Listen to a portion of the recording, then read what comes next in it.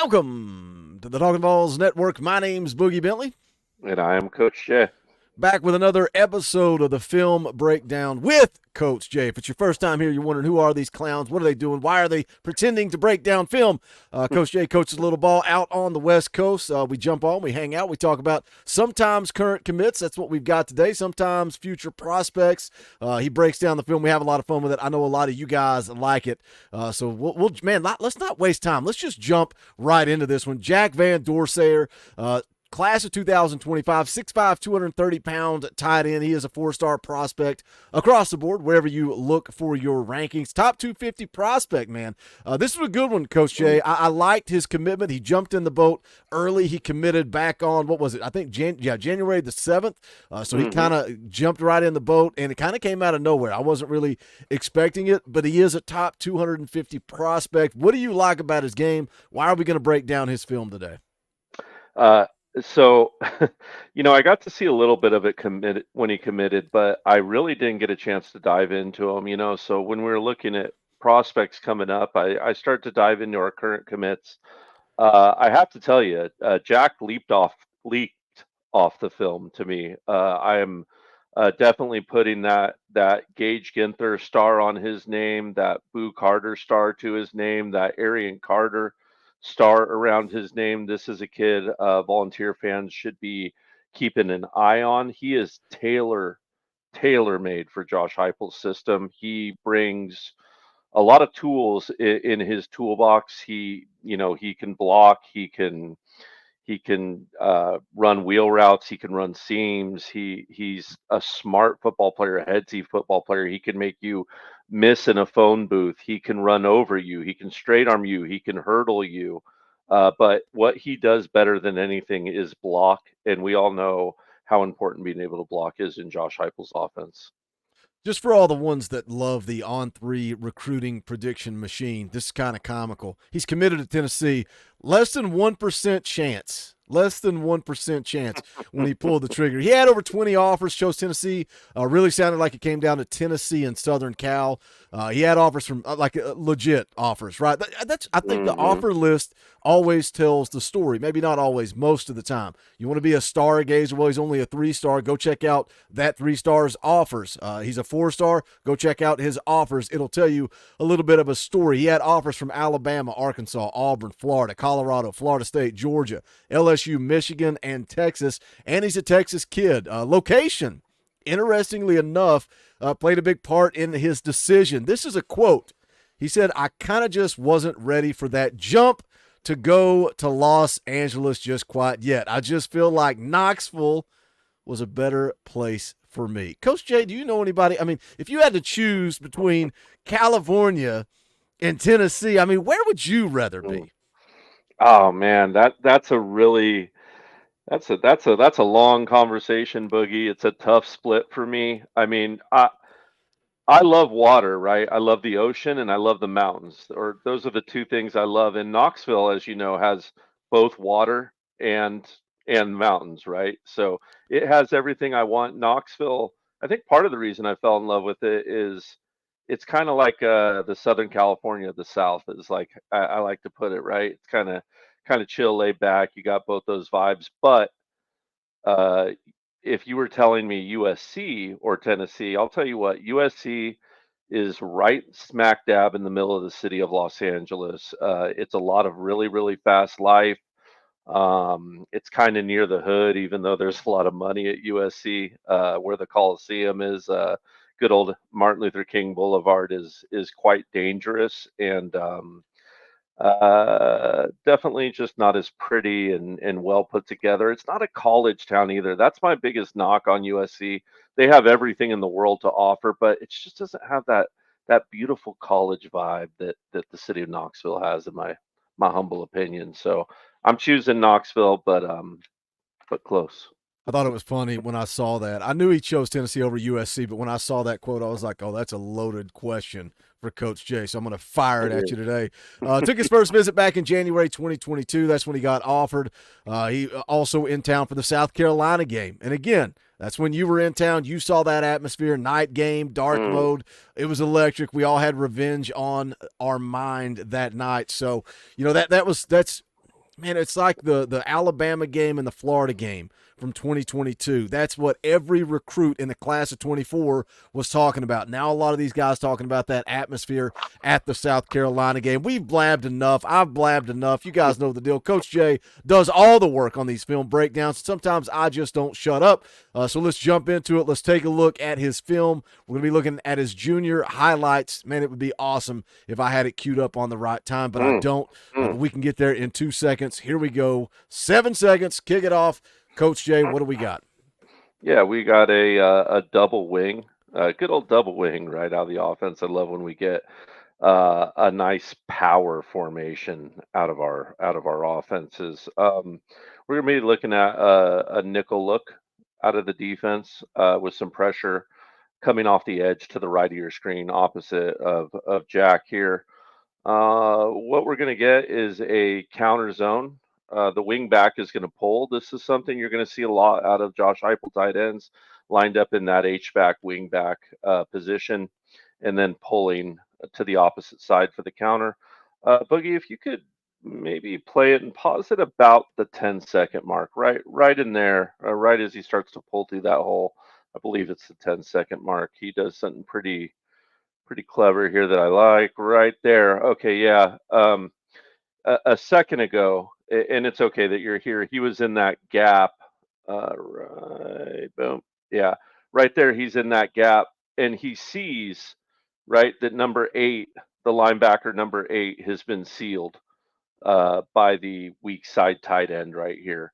So once that's sealed, a lot of young football players in this position we'll either try to kind of combo block this, they'll try to fit in that gap, kind of the referee shaded into.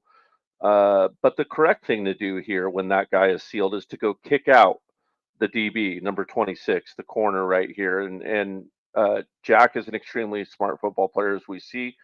Boogie, go ahead and run that kick out block. It's certainly a kill shot.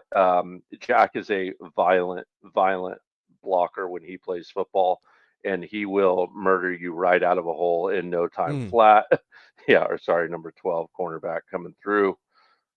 Thought he had the safety for a minute, but pull, bow, right? And then you got one man to beat, and that's what you want out of your running back, right? You want your running back have to beat the strong safety, or in that case the free safety, and have one man to beat. Either way, we're marching down the field and doing well. He can do more than line up in the H back. You'll see him lined up in a 3 point stance quite often, which I love. Our tight ends, as we all know, they need to be able to go out into space. They need to be able to come in tight. It's what gets defenses out of sorts and not able to switch their packages and rotate their personnel. Jack is going to be perfect for this scheme in that way. In this situation, it's just that we got double tight here. We see the defense compressed in, even though they're in that nickel luck, they're in tight. We got twins to the top side of the screen, single back. What we're going to look at right here from Jack is just a nice little kick out block. Boogie, if you can capture his first, 2 steps, 3 steps, just that that pull out to get into position on this kick out block. Yeah, see, he just it's almost like you're watching a not almost, you are watching a really, really well coached offensive lineman in this situation, right? He takes his gather steps, he gets on an angle against pressure. He positions his body where it needs to be. Now from here, he's got a DB that's reaching. He can keep his hands in tight. He's square. Now all he has to do is drive him directly to that referee on the sideline, to that sideline judge, his coach. This is the part where, as a tight end, you get to bring your DB to the head coach and say, "Check it out, head coach. I put a DB on his butt, and go ahead and check him out. Look at those hands in tight. Mean kid. He loves pancaking kids. Watch this kid's film. Man, he is very violent, gets up, lets him know about it too after he gets up. He's got that dog in him. In case any of y'all wondering, he checks that box all the way. A really, really violent physical blocker who's got a ton of tools in his bag. A lot of the stuff that I read when I like you when he committed, you go, okay, this came out of nowhere. I wasn't really expecting it. You go look at the scouting reports, you go look at the tape, you go see what he looks like. Everybody talks about his blocking, and he's used primarily as a blocker, according to Greg Biggins over at 247 Sports. Used primarily as a blocker. Talks about how you mentioned there he'll line up on the line of scrimmage, he'll line up in the H back. They'll move him around a lot, but he is primarily a blocker. How hard is it to get a guy that can do both at that tight end position? We know this Tennessee offense starts with the ground game, and they are asking their tight ends to block. I think you look at this upcoming season, right? You got Ethan Davis. I think he's more of a dynamic pass catcher. Does he have that physicality? Does he have that dog when they're going to ask him to block? Whereas Holden Stace, and maybe he'll prove me wrong, I feel like he's more of that physical run blocker. But how hard is it to get a guy, especially coming right out of high school, that can do both? It's really hard. It is hard to block college football players, right? It's why we always talk about it, right, Boogie? When an offensive lineman comes in, they're not going to be ready right away, right? It is extremely rare that you get a Trey Smith that you can take out of high school, plug in at guard, and they're going to be ready to block because D ends, Southeastern Conference, man. Defensive ends are a load in this conference. Defensive tackles are a load against this in this conference. Outside linebackers are big, strong, fast, physical, 6'4", 6'3", 230, 240 pound kids that can move. It's really hard, and it's why usually you're right. You have to go either kind of towards a blocking one that's got some pass upside, or a pass catching guy that can kind of learn to block over time. But either way, it's going to take time to develop. I truly believe that Jack has the skill set to infect this lineup. Is possibly as a freshman, but for sure as a sophomore. He's going to be a special one, in my humble opinion. Moving on, we're at 114. Sure thing. We got twins to the top of the screen. We got a single wing again. You're going to see him in that H back once again. What we're going to get right here is our twins to the top of the screen. The two wide receivers to the top of the screen are going to run their DBs out of this play, right? They're just going to run a seam all the way downfield, and Jack is going to run to the flats. When he gets to the flats, he's going to have one man to beat. This is what you want. You want to put him into isolation. You can go ahead and bring it to that point, Boogie. I believe it's about the 119 mark, and that should get us to this catch, which I want to kind of discuss right at the high point of that catch. Let's see if we can just run. Boom. Yeah, nice high catch.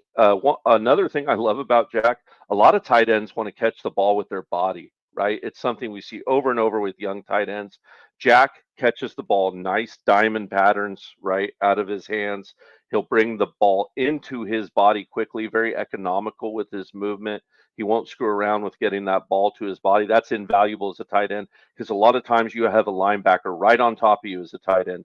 We see this kid that's a little shorter than him chasing him out to the flat, certainly. But then he catches this ball. He's going to get north after we bring it to a play again, guys. He's going to get north. 47 is going to try to tackle him, and you'll see Jack's preferred method of dealing with someone is running them over or straight arming them, and we're going to get the latter right here, just a sick straight arm, and then we're going to see what he can do with the ball in his hands. Just one quick cut at about the 20-yard line, 15-yard line coming in, and houses this thing. Let's take a look at this play. Just a beautiful job out in the flats here by Jack. Boom. Later, quick cut. I love when he decides to cut, man. It's two steps. It's pop pop inside. This is a kid that beats DBs consistently in Texas on seam routes, on deep routes as well. He's got a little get up and go with him. The school he plays for, as you mentioned, Boogie, is primarily a running school, but make no mistake about it, this kid is elite at pass catching as well. 201. 201. Moving on. All right. So right here we got double tight again. Very similar look to the kick out play where he drove the DB to the sideline, right? Extremely similar look. We got twins to the top of the screen just like that. We got double tight. What Jack's going to do here is really, really clever, and it shows you what a high IQ he has. he's going to fly out like he's going to the flat, and he's going to act like he's going to block that DB that's sitting at about the 25-yard line, Boogie, about 5 yards to his outside. He's gonna come like he's blocking at him. If you can go ahead and get us to that moment, pause it at about the 205 mark as he starts to engage um, that corner and that block. There's that kick out block, right? Now, that's a block. Now, look at what this has done. Look at the safety right here in front of the referee. The safety has totally bit on this play fake because he's read that H back. He's read guard that's on a down block, right? Or that looks like he's on a down block or a zone scheme block, right? It's enough window dressing to fool him. He sees the H back, has come up to block the cornerback on a kick up. They've seen this before in film. I'm the safety. I know I have to come fill, except it's a trick, right? Jack set a trap here. He's going to leak out of this on what we call a takeoff route or a takeoff to seam route. Boogie, go ahead and let it go, man. He leaves these guys with their pants down right here. It's small. It's these little things. It's these inches that we need. Just completely fooled him, man. And I love IQ football plays. Just a great job of showing that breakdown for a second, leaking through. Easy money right there, man. Easy money. We're going to take a look at one last play here for Jack Van Dorselaer, Tennessee commit in the class of 2025. You guys, don't forget to smash the thumbs up. If you're 17 minutes into this thing, if you're watching on your TV and you're like, I'm not hitting the thumbs up, I'm not signed in on my TV. Stop what you're doing. Pull out your phone, pull up the video, and hit that thumbs up. Share it out. Let's put some eyes on the film breakdown series. Like I said at the top of the show, Coach Jay does a lot of work behind the scenes on these things to prepare, get ready. A lot of research, a lot of homework goes into it. Look, you don't magically just come up with 4 to 5 plays. You watch a lot of film to come up with 4 to 5 plays. So hit that thumbs up. Share the link out. Let's grow this thing. We try to post them every Sunday if possible. Sometimes life gets in the way, but that's what we are going to do. Also, jump into the comment section. Let us know who you want us to break down next. But we're going to take a look at one last play here. What do we got? All right, we got aces. So single wide receiver, split out wide here, single wing. Look at him again. Once again, we see him in that H back, that wing position. One thing they love to do is run him out on a wheel route. It's what we're going to get here. As we see the strong safeties kind of walk down to about the 18-yard line, splitting the difference between the backer and the cornerback who's playing face up against that wide receiver. We're going to get a wheel route, and I can't, I want to show a bunch of passing catches, but limited time on the breakdown. I couldn't leave you without a Randy Moss moment, right? If I'm going to say he's a good ball catcher, he's going to have to Moss someone. We're going to get it right here. Boogie, go ahead and run this thing to about the 226 mark before we watch it in full speed. Just a nice little leak out here. Press for. You see, he's got some pickup when he wants it. This ball's thrown a little bit behind him. He's dealing with PI right now. Safety's going to make it over. Okay. And when Boogie presses play, you're just going to see him pin this ball against the back helmet, right? That play we've seen so many times, famously in the Super Bowl catch from Eli Manning, the tight end had. Just a beautiful job here. Great hand position. We talked about it again. High point, pulls through. I mean, look at that. Can you have better defense than that, Boogie? Like, look at that. That's 6. Kid's a monster, man. Kid is an absolute monster. He's got wheels when he needs them. He's beating a cornerback here. He's strong. He's physical. He can block. He can catch. He's smart. He's going to pick up the offense soon. Kid's an athlete, and I am, it's safe to say, extremely high on Jack. See, I'm distracted because I'm just thinking about the Super Bowl. Yeah. Because I had double or nothing bets with a buddy of mine, and it got to the point where he owed me like $400, and I was like, we'll go double or nothing on the Super Bowl. I'll give you the freaking Patriots, man. I'll take the Giants. That catch, Eli Manning gets the dub. I said, bro, it's like $800 now. You can just buy me dinner, and we'll call it a day. Yeah. We left it at that. But Jack Van Dorselaer committed to Tennessee. I'm gonna throw you. I'm gonna put you on the spot right now. I'm gonna ask you to make a comparison. Since Josh Heupel has arrived at Tennessee, we've seen Jacob Warren, we've seen Princeton Fant, a guy that brought a lot of versatility, not just as a run blocker and a pass catcher, also the way they would run the football with him. We saw him throw a touchdown pass. McCallan Castles, what he brought. I think he's a guy that could, he definitely got involved in the run game, and he was also a pass catcher. Who would you compare his game if it lines up with anybody similar that's played for Josh Heupel at Tennessee? That's at Tennessee. I guess I would say Cali, if anyone. I think he's going to end up better than Cali. I know they're big words, but he's got all the tools that Brock Bowers had. Now, will he end up, after hitting a college weight room and turn into a monster and all that kind of thing? It remains to be seen, right? But at least the equipment's there, right? The athleticism's there, the physicality, the IQ is there. Development's going to be everything with him. I think the sky's the limit, and we'll see what we come up with. But yeah, I would say Cali is the closest, and I think he ends up quite a bit better than McCowan.